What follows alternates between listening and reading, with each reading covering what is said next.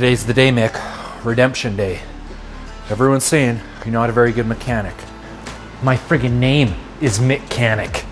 Already been up, been to town. I'll have the whole back of this truck done before you're even out of bed, dude.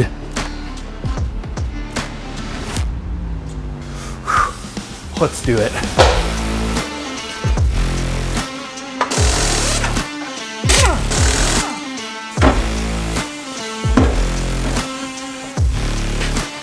Hey, Mick. Good job. Hey, Mick. You're the best. Hey, Mick. Mick!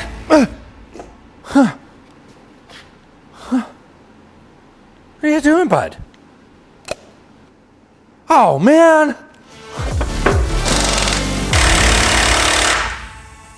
Slightly different game plan for the back than the front.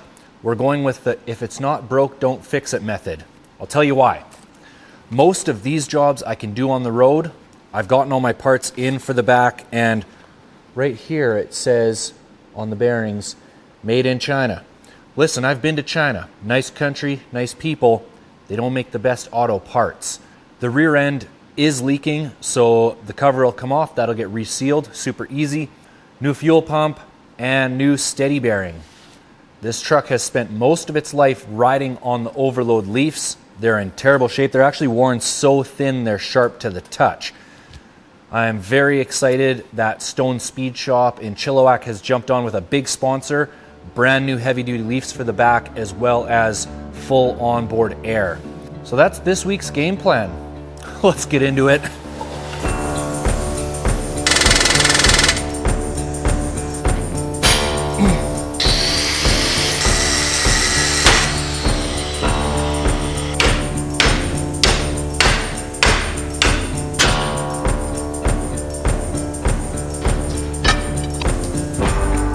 Whole piece missing.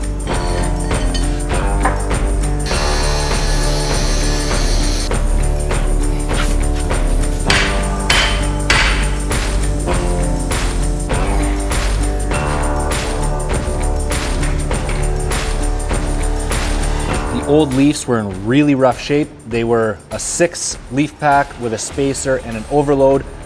The new leafs are 8. And then they sent airbags. The U-bolts are gonna ride right on top of the leaf pack. Let's see how hard it is gonna be to lift this into place.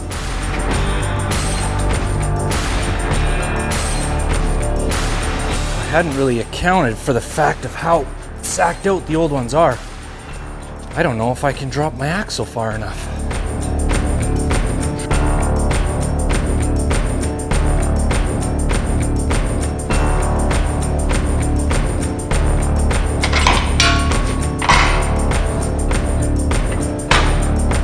Everything is fitting up nicely, except for the new U-bolts are not long enough. But we have a spring shop here in town, so I'll get both the leaf packs on, then whip into town and get new U-bolts cut. It's gonna work out fine anyways because I don't wanna use the mounting hardware that came with the airbag kit. I wanna get something a little more heavy duty. So I'll get everything cut at once. And if I'm really lucky, all these will just come off with the impact.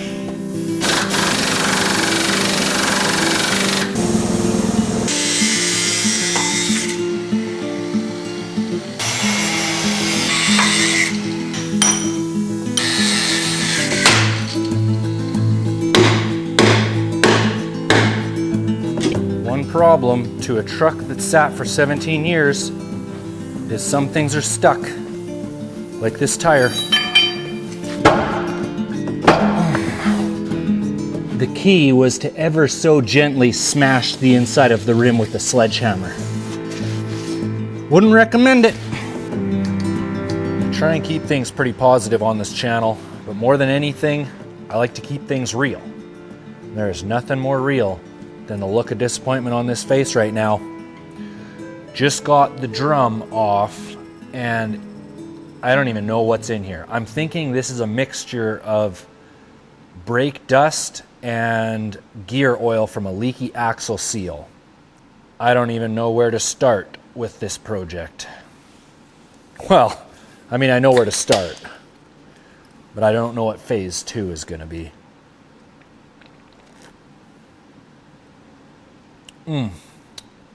That's a good start, though. The whole "if it ain't broke, don't fix it" plan has been a failure because it's broke.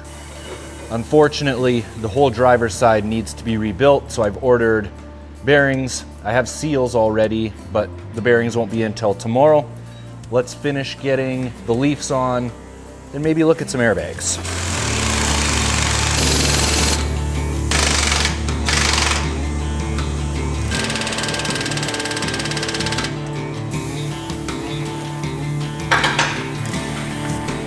Well, there's one side done.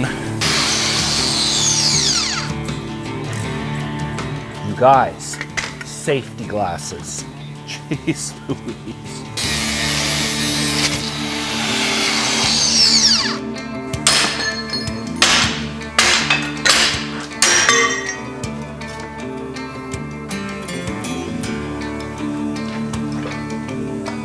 I shouldn't have tightened up everything so much over there because it doesn't allow me to move the axle to line up over here. I loosened the U-bolts and just pulled a little bit with this ratchet strap, and it lined up nicely, actually. Enough where I can get a bolt in here. Oh no. How the heck does that work? Oh man. I don't know if this job is doable without dropping the tank. I sure hope not. Well, I certainly hadn't intended on dropping the tank.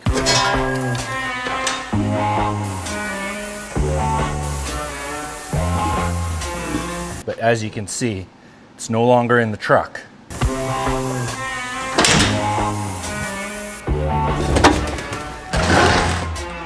Gonna turn this into a silver lining moment and swap out the fuel pump and then drain it, because this thing is super heavy. But I'm so strong, didn't even drop it.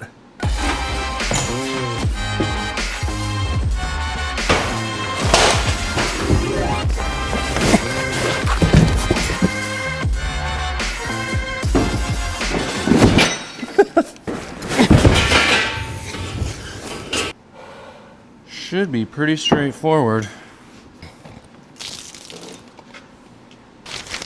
Certainly the worst directions I've ever seen. I have a sneaking suspicion this fuel pump is for a gas truck, not a diesel. Yep, as I suspected, this one's for a gasser. We'll see what they say when I return that, because it definitely spent some time within the tank. As much as this looks like an in-tank fuel pump, it is not. The only thing that this does is tell you your fuel level. So the last 3 hours of my life, total waste of time. Look at that accuracy. Oh, the legs are burning.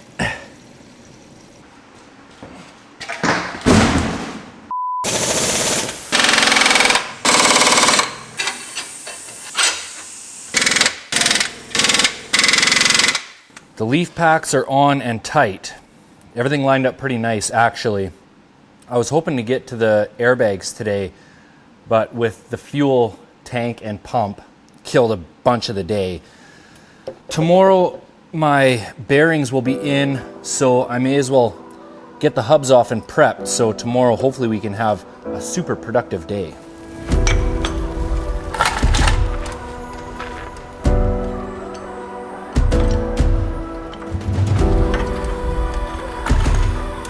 Parts are all in, ready to murder the mechanical dance floor. I have a pile of work to do today. Gonna get 6 birds stoned with the same rock. Gonna be a good party.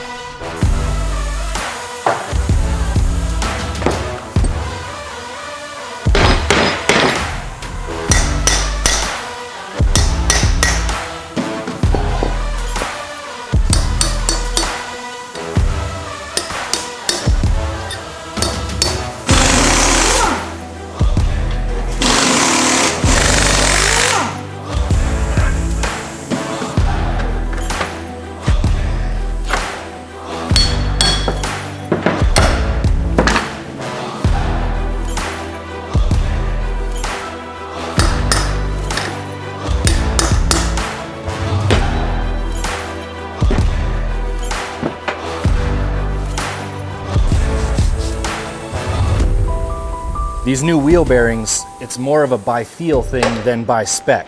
I'm no expert at it, so take what I say with a grain of salt, but this is how I'm doing it. I cranked everything down to 140 foot-pounds to make sure the bearings, everything are seated.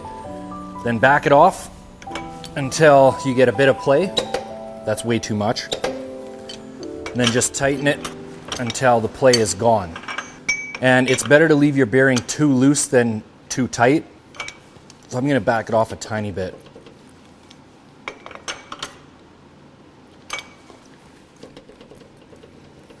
I'm gonna call that good.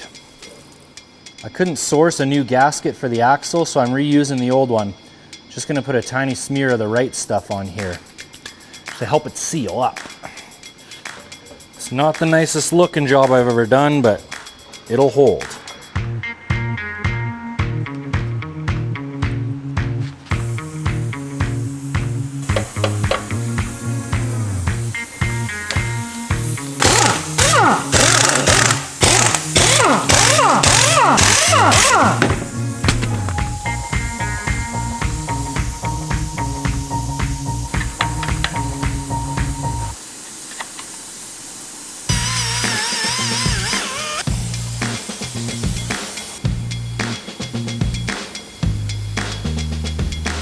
Torque spec for these diff cover bolts calls for 30 foot-pounds.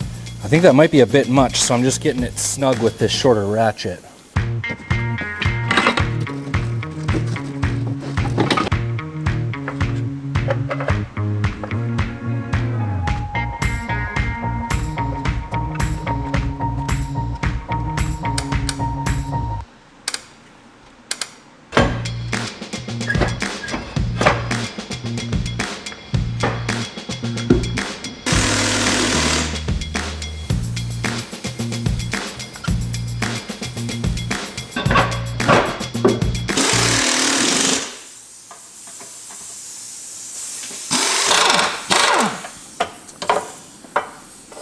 The final item on this week's agenda was supposed to be airbags. I'm no expert at this, so here's my concerns. This is a generic airbag kit. It's built to fit pretty much any truck, but it still has to be installed within the specifications of the kit. And this truck has 0 weight on the frame right now.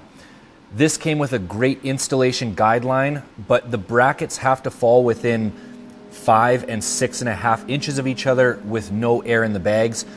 I don't know how this truck's gonna sit with the camper on it, so this installation is gonna wait until the camper has been installed, which is coming up very soon. So I've spent the rest of the week catching up on little jobs that I've been procrastinating for weeks now. I've filled the rear differential, and don't forget, if you have posi traction, you have to include an additive in the oil.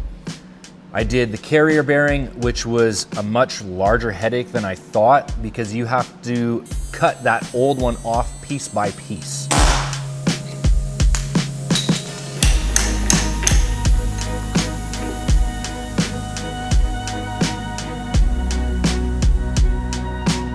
While I was at it, I replaced all of the U-joints in the drive shaft. 4x4 hasn't been working on this truck because it was missing the linkage from the shifter to the transfer case.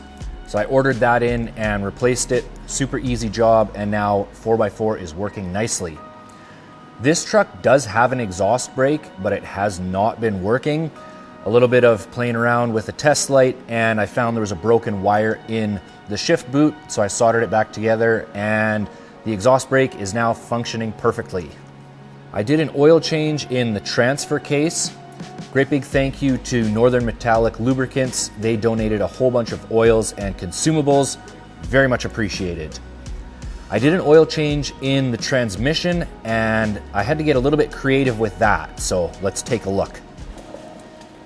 So it's not typically recommended to overfill anything with oil, but this particular truck from 94 to 98 had the NV 4500 5-speed standard transmission, and I've been recommended to overfill it by 1 or 2 liters if you can. Right now, the side of the transmission just has this plug in it. That's your fill level. This is just 3/4 pipe thread. So the way I'm gonna overfill this is I built a little adapter. This is gonna thread into the side of the transmission, and then a little neck and cap on top. And this will replace my drain plug. That's the idea. I should get at least another liter into the tranny with that bad sal.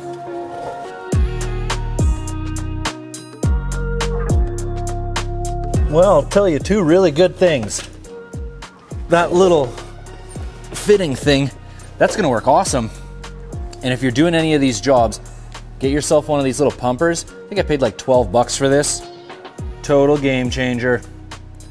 I am stoked about that little 90-degree thing. I got 5 full liters in there. And finally, I am replacing the muffler. The old one was rusted right out. So I've torn off the whole system and now once again waiting on some parts to come in. They should be in tomorrow, but unfortunately that's not gonna make this week's video. So let's get into our weekly cost breakdown. First of all, I want to give a huge thank you to Stone Speed Shop. They sponsored the leafs and the airbags. This was a job that was so critical to this build. You guys saw the shape that the previous ones were in. So a huge thank you to Stone Speed Shop. Those guys are not just a mechanics shop. They are a full classic vehicle restoration, modification, repair, upgrade to complete custom hot rod builds. So if you have something specialized and you need something specialized, Stone Speed Shop, Chilliwack. Big thanks to those guys. So the leaf packs, I won't put in the cost of the airbags till we do that install. Leaf packs, $2,009.70. U-bolts for that, $99.90. Hanger bolts, $29. Brake cylinders, I had to do this one twice because I cut corners and didn't do the cylinders. Woke up the next morning, it was leaking. So I had to redo all the brakes. Just for the cylinders, they were $24.38 combined. Brake shoes, $92.06. Brake hardware, $14. Wheel bearings, you have to do inner and outer when you're doing these ones. $238.55 combined. Axle nut keepers, $6.36. Axle nuts or spindle nuts, $59.98. Wheel seals, very important to call it a wheel seal. It was really hard for me to find the proper seal because I was asking for axle seals. Took me 3 different tries to get the proper ones. If you're doing this job, order wheel seals. $69.98. Transmission oil, $148.14. Transfer case oil, $58.94. Rear diff oil, $148. U-joints, $80.28. Brake fluid, $14 ATF that I use for power steering fluid, $15.49.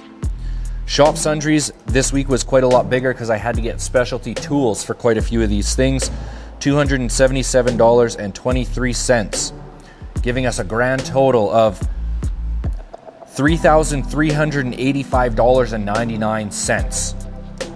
Starting to get a little bit higher.